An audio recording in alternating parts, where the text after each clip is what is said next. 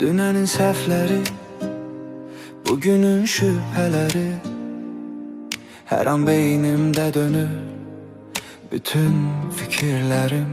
Niyə sustum o anda, niyə demədim ki qal?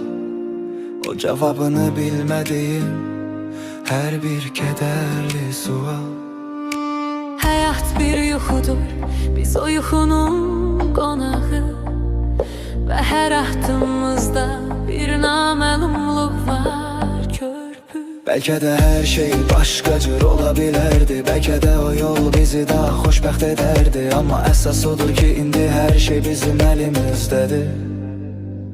Bəlkə də sabah günəş daha parlaq doğar, bəlkə də qapını döyər o təmiz arzular. Bəlkə də bugün ən çətin sınaqdır və bəlkə də bu bitiş yeni bir başlanğıcdır. Bəlkə də taparıq o itən ümidi, bəlkə də bu sevgi ömrümüzə bəxş olar əbədi.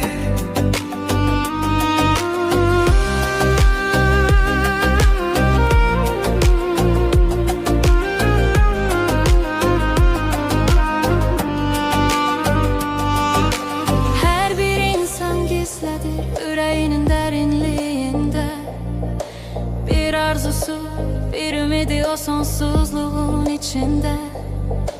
Biz axtarırıq cavabı bilmədiyimiz sualda, amma cavab elə özümüzdə, bu həyatın yolunda. Qorxma deməkdən, qorxma addım atma, çünki hər bir bəlkə də yeni bir yoldan açır.